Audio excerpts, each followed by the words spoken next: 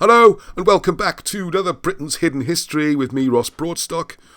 Nothing for the last couple of days because I've been travelling around exploring. All good research, of course. And one of the places I went to was Aberystwyth, which is quite a long journey from me.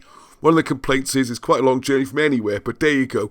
It is worth it. Spectacular views, fantastic facilities. I'm going to tell you more about the books I was looking for, what I could find, what I couldn't get. Interesting. But most importantly, I got to see Reg Stewart's Welsh Pharaohs, which is like a precursor to Cymroglyphics. So that was very exciting for me. And the staff there was super nice. And one person in particular who I met, just so helpful, telling me all about the facilities and things I can do and researching and finding things. And hopefully he's going to be on soon for a Zoom interview. So look out for that. Like things like the tithe maps and lots of other things which I didn't think you'd get from the Welsh library are available, okay? You just need to know how to get them, where to look. Now, one of these fantastic resources is this. So there's the organisation, Royal Commission on the Ancient and Historical Monuments of Wales. So you need to remember the letters, rcahmw.gov.uk. I'll put it in the description. Have a look around. It is free, okay? Right, well, free on point of delivery. We are paying for it through our taxes, so use it. Okay, so what we're doing there, this very, very helpful person showed me this map. Because one of the things I mentioned was Senghenydd, which is currently under threat from the wind factory being stuck on it. And you can see here, a lot of names are familiar. These are cantrevs, which is like administrative centres, a bit like counties in a way. Alright, but not quite the same scale. It comes from the word 100 towns, so that gives you an idea. Now, one of the things I want to talk about with the thing, really, is bottom corner down here. What's missing? The nation's capital. Cardiff, or Cardiff, or Cardiff. Cardiff, this massive, sprawling international dock, where in about 1900 it was estimated up to a quarter of all the world's coal passed through it. Alright, massively important, Cardiff. But the important thing to remember, go back a few hundred years and there was hardly anything there at all. All the docks, most of the docks, they were completely artificial. They're all made for the Industrial Revolution. Just a little harbour. Roath was more of a dock actually in those days. And what you'll notice is the prominent place is actually Senghenydd. Senghenydd is the key point.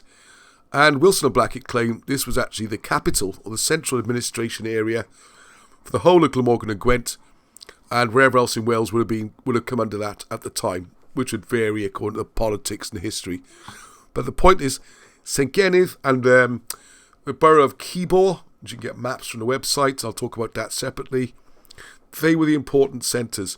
Senghenydd, which is shown there for convenience for the map maker, is probably about there somewhere, I would say. Very important place. And what Wilson and Blackett argue is that, contrary to the mainstream view, which you'll see in a second on Wikipedia, is that the word Senghenydd is actually a derivation of the word Senedd. Senedd. Actually, I'll put that up in a second. That's a good idea. It's the place of Parliament. It's our glorified town council in Cardiff that we think is a Parliament, okay? It's called a Senedd. Right, so Senghenydd, you got all these ideas here, blah, blah, blah, you can read it yourself. Now, where's the name come from? It says to come from Sangan, land associated with Sangan, who no one's heard of. I don't know who he is at all. Just the ith represents ownership, so it's a complete guess, okay? And then the variations, which we'd argue here, Wilson and Black would argue, variations on Senedd. The other one, which is the most popular one, if you ask a local, it's named after Saint Kenneth, so Kenneth. But again, there's no evidence for this.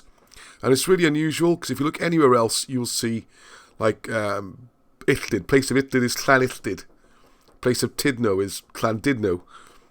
You don't normally call it Saint anything. I don't think there's any others. I'll have to have a look on the map. I'm not aware of any other Sens in the country referring like this. And our research shows the name Caerphilly, because tied in with Philly as well. Fort of Philly, which I know we're supposed to be a monk, but he's got a fort. It doesn't add up that well, right? We think these names actually go all the way back to ancient Babylonian times. with the word filly being related to a deer, which fits in with the zodiac, being shown in this area.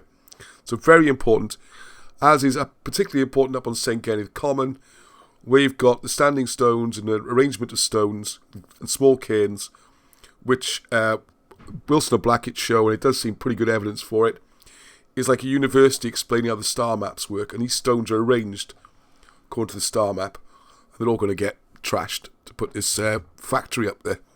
It's appalling. And by the way, Wales already produces double the renewable energy it's ever going to use. So go figure. It's only there for 20 years. This history will be gone forever. Just for 20 years before they landfill it all and leave those massive concrete blocks stuck in the ground. Anyway, don't get me on that one, as they say. A little bit of history while we're here, just thought I'd throw it in.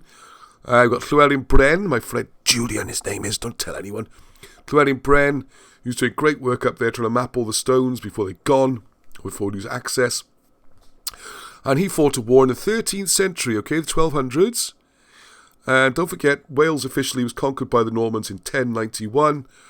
And here we are with a castle, it's right down the bottom.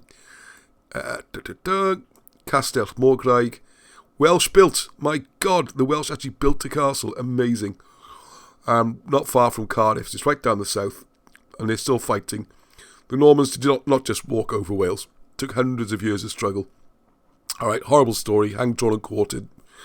Yucky, yucky, yuck. But just to show there's the Welsh history there. I did mention the Senghenydd quickly.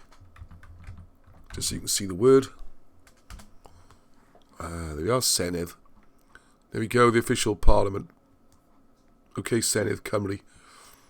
So I'm sure you know all about that. Anyway, so it's important. But also, well, by the way, yeah, the Norman castle in the town, Caerphilly Castle, that gets millions spent on it. It's a visitor centre. The Welsh one is just ruins now. Up on the hill there. The hill up from Cardiff, from the crematoria, behind the Travellers' Rest pub. You used to be able to access it through the car park. Are there too many cars are parking here to see the castle or something? But it's been chained up and you can't get through now. And we have to campaign to keep that access. Because while millions get spent on the Roman fort in Caerleon and millions get spent on the Norman castle in Caerphilly, they're really hoping that this one in the Welsh fort above Caerphilly is just going to disintegrate into the ground, which is almost done. So come on, let's have a bit of respect for our history, shall we? So hope you enjoyed that. Like I said, more of my travels coming up. A lot of videos going up the next few days, including more from Lawrence, of course. So until the next time, Heddwch.